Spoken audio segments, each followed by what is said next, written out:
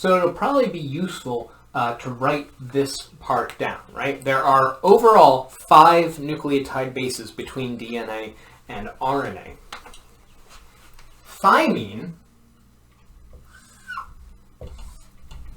T, is only in DNA. Uracil, U, is only in RNA, but they share 3 of them in common: A, G, and C. So these 4 up top, T, A, G, C, those are the DNA nucleotides. These 4 down here, A, G, C, U, these are the RNA nucleotides. We're going to have some practical problems that you'll have to deal with towards the end of this unit, where it's going to be very useful to know that. So at least get this part down. T, A, G, C, DNA. A, G, C, U, RNA. Whenever you see a U, it's RNA. Whenever you see a T, it's DNA.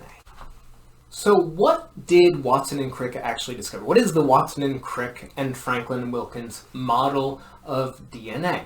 Well, as you guys probably remember, DNA is a polymer. It's made up of individual monomers. Those monomers are the nucleotides. That's your TAGCU. Now, each monomer has 3 components in its structure. It's got a 5-carbon sugar, and DNA and RNA have a different 5-carbon sugar. The one for DNA is called deoxyribose. The one for RNA is called ribose. This is where DNA and RNA come from: deoxyribose nucleic acid and ribonucleic acid. They also have a phosphate group, a negatively charged phosphate group attached to them. And if you take a look at this diagram down here, you can see that there is a connection between the sugar of one group and the phosphate group right below it. Then to a sugar, then to a phosphate. Sugar, phosphate, sugar, phosphate, sugar, phosphate. And on one single polynucleotide strand of DNA, just 1/2 of the double helix, one strand, you have this chain of sugars and phosphates going down the line. The bonds that are holding them together are referred to as phosphodiester bonds. It is a special kind of covalent bond. There's covalent bonds holding them together, but the particular order of atoms that are holding it together, we call it a phosphodiester bond. So you'll want to know that the sugar phosphate backbone is held together by a phosphodiester bond. And that's the term we use for it, a sugar phosphate backbone, because if you take a look at those nucleotides, at the bases, the nitrogenous bases, the A's, T's, C's, and G's, hanging off the side of this sugar phosphate strand, it looks like vertebrae, right? This is what Watson and Crick were looking at when they called it a sugar phosphate backbone, right? Each vertebrae is one nucleotide, and these little bony parts that stick off the back of a backbone, they are your A, T, C, and G. Okay, so know this structure.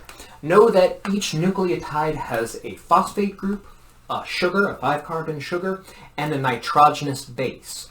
Now those different nitrogenous bases, that's what makes a nucleotide a T, or an A, or a G, or a C. Those are the bases that are pairing together.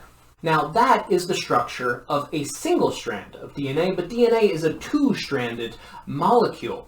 So if we take 2 polynucleotide strands and we bond them together through hydrogen bonds, we're going to link the bases together, we're going to pair the bases up, you end up with something that looks kind of like a rope ladder, right? 2 sugar phosphate backbones going down the side with all the A's, T's, and C's on the inside pointing at each other.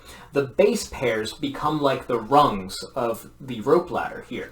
And then the molecule twists itself up. So if you imagine someone at the base of that rope ladder turning it around until you got this kind of twisted spiral staircase shape, that's what we call the double helix. On the left side of this image, you have the double helix in all of its glory. Every movie I've ever seen where there's biologists, you got a rotating diagram of DNA on some computer screen in the background, so I wanted to have one also. What? Oh, Mr. DNA, where did you come from? From your blood. Parker, let's do it.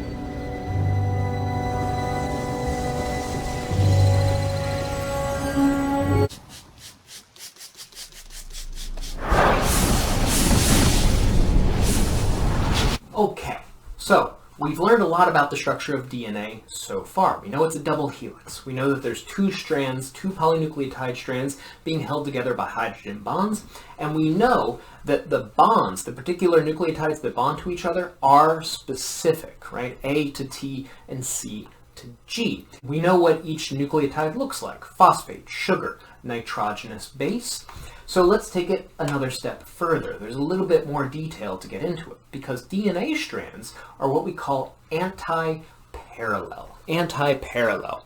What this effectively means is that one DNA strand is upside down relative to the other one. You imagine Watson and Crick are trying to figure out how the A's, T's, C's, and G's could be hydrogen bonding with each other, and it's just not fitting. It doesn't make chemical sense. They're building cardboard models of DNA, and they're trying to see how the groups could be lining up to bond together. And then brainstorm, all of a sudden, at once, we think, what happens if we turn one upside down, and suddenly A and T fit together? They can hydrogen bond together really, really easily.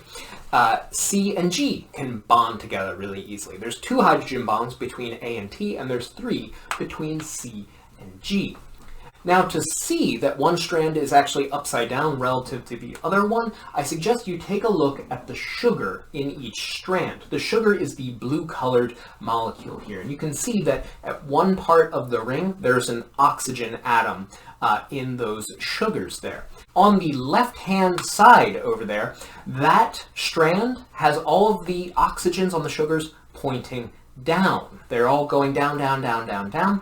And then on the right-hand side, all of those sugars' oxygens are pointing up, up, up, up, up, up. So they're upside down relative to each other. We call that anti-parallel. They are parallel to each other, they're right next to each other, but they're anti-parallel. One's upside down relative to the other one. Now, each end of the DNA molecule gets its own special name. If one runs 5' to 3', those are the names of the ends, then the other one's going to run 3' to 5' because they're backwards, they're upside down, relative to each other. Now, where do those names come from, 5' and 3'? It comes from the structure of the nucleotides.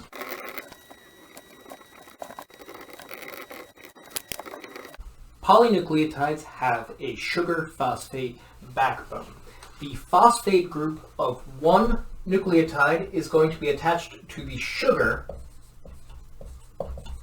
of the next nucleotide, which means that this sugar here is going to be attached to the phosphate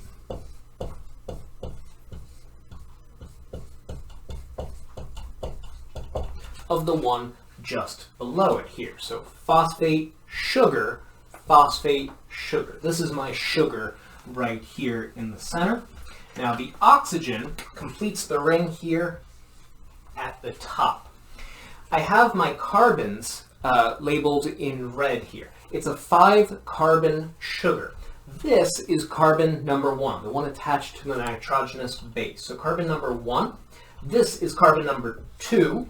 This is carbon number 3. This is carbon number 4. And this is carbon number 5. So when I say that these strands are anti-parallel to each other, and if one goes 5' to 3', the other one's going 3' to 5', very, very complicated kind of language. But all it's saying is that if you have one strand, that at the bottom you have the 3' end, the 3rd carbon is on the bottom, and the 5th carbon of that sugar is on the top, then it's going to be flipped upside down for the other one. So this down here is what we would call the 3' end, and up here is what we would call the 5' end. Going back to our slide, you can actually see this anti-parallel nature now. If you take a look at the model in the center with all of the groups labeled, on the left-hand side, that group at the top, you have the 5' end. The 5' end's on top, the 3' end is on the bottom. On the strand on the right has the 3' end on the top and the 5' strand at the bottom. So when I say that they're anti-parallel, it sounds very complicated, but all it means is that they're upside down relative to each other. If one's going from 5' to 3', the other one's going from 3' to 5'. It's going the opposite way.